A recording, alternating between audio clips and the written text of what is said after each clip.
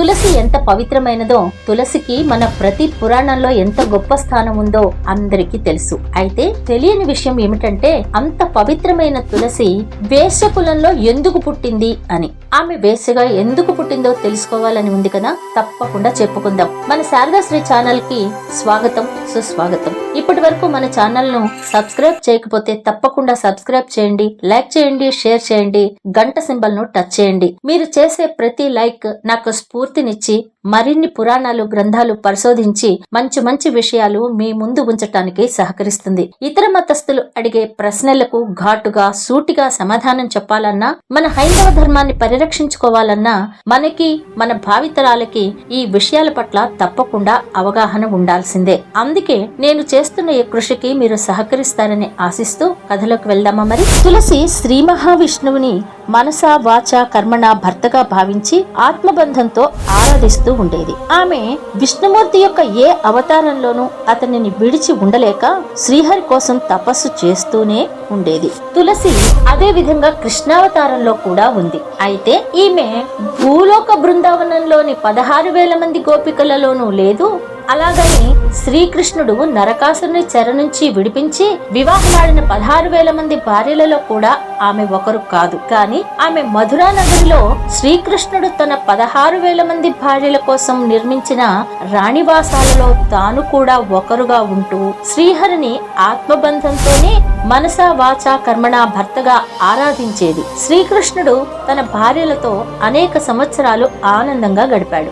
వారు కూడా సాక్షాత్తు శ్రీహరే తన భర్త కావడం, సకల భోగభాగ్యాలను అనుభవించి తరించడం తమ అదృష్టంగా భావించేవారు. ఇలా కొంతకాలం గడిచిన తర్వాత శ్రీకృష్ణుని అష్టభార్యలలో ఒకరైన జాంబవతికి సాంబుడు అనే కొడుకు పుట్టి పెరిగి పెద్దవాడైనాడు. అతను రూపలావణ్యాలలో సాక్షాత్తు శ్రీకృష్ణుని పోలి ఉండటమే కాక సర్వాలంకార భూషితుడై విలాసవంతంగా మధురానగర వీధులలో విహరిస్తూ ఉండేవాడు. నవ యవ్వనుడైన సాంబుడు ఒకనాడు సర్వాలంకార భూషితుడై మన్మథ రూపంతో ప్రకాశిస్తూ రాణివాసపు వీధులలో నడుస్తూ ఉండగా ఆ కాంతామణులంతా మనసు వశం తప్పి మన్మథ తాపానికి లోనైనారు.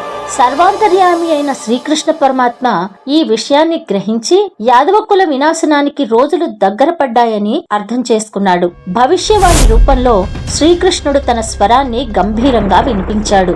ఓ కాంతామణులారా, వావి వరుసలు మరచి మన్మథ తాపానికి గురి అయిన పాపానికి మీరు తొందరలోనే దోపిడీ దొంగలతో దోచుకోబడి శీలాన్ని పోగొట్టుకుని రోజుకొక పురుషునితో గడిపి ఆ విధంగా సంపాదించిన ధనంతో జీవించగల నీచ కుల స్త్రీలుగా జన్మింతురుగాక అని శపించాడు. శ్రీహరి స్వరం నుండి శాపవాక్కులు విన్న రాజకాంతలు భోరున ఏడుస్తూ వారి పాదాలపై పడి శాప విమోచన మార్గం చెప్పమని కోరారు.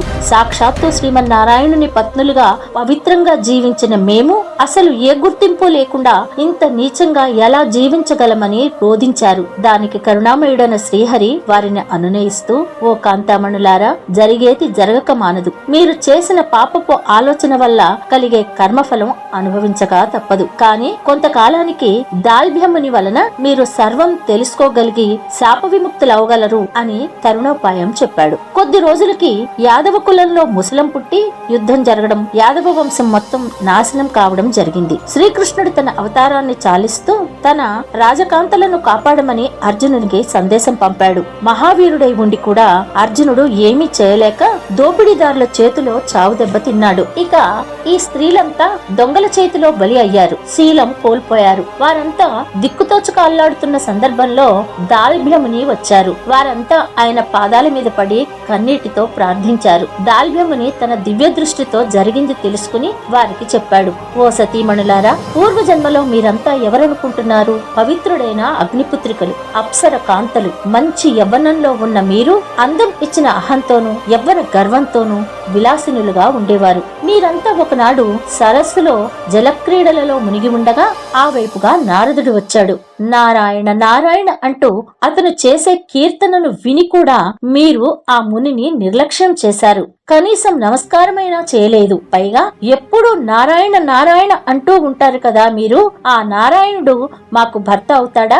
అయితే ఏ విధంగా అవుతాడో చెప్పండి అంటూ వినయం లోపించి వేళకోళంగా అడిగారు. దానికి ఆయన తప్పకుండా నారాయణుడే మీకు భర్తగా లభిస్తాడు. కానీ మీరు ఒక పని చేయాలి. చైత్ర వైశాఖ మాసాలలో శుక్లపక్షంలో వచ్చే ద్వాదశి నాడు బంగారంతో కూడిన 2 శయ్యలు అంటే మంచాలను దానం చేస్తే తప్పక శ్రీహరి మీకు భర్తగా లభిస్తాడు. కానీ ఆ భాగ్యం కొంతకాలం మాత్రమే సుమా.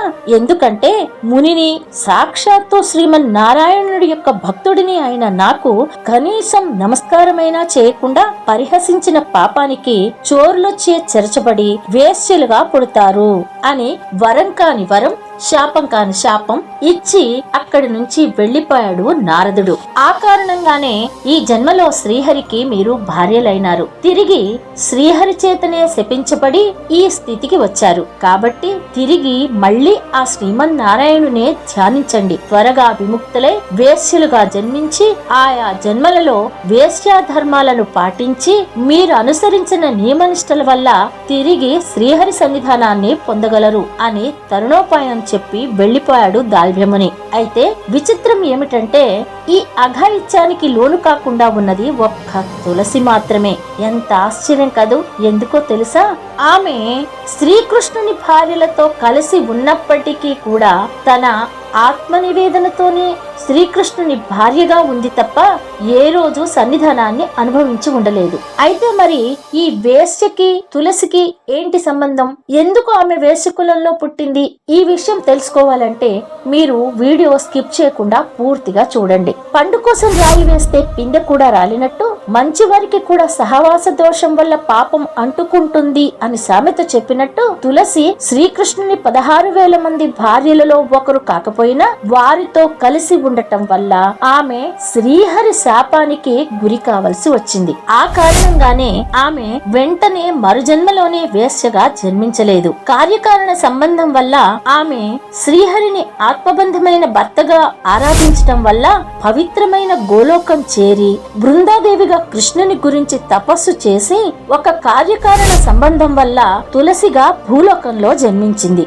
శంఖచూడుడి భార్యగా పాతివ్రత్య ధర్మాన్ని పాటించి గొప్ప పేరు పొందింది. కాని శ్రీహరి చేత పాతివ్రత్య భంగం చేయబడి శ్రీహరిని శిలారూపి వైపొమ్మని శపించింది.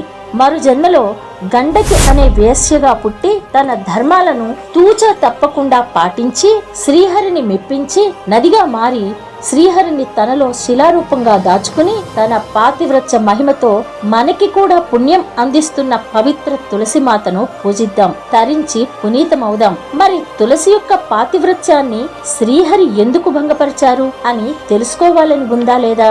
తెలుసుకోవాలని ఉంటే కామెంట్ పెట్టండి, మీకోసం తప్పకుండా వీడియో చేస్తాను. ఓం నమో నారాయణాయ. సర్వేజన సుఖినో భవంతు.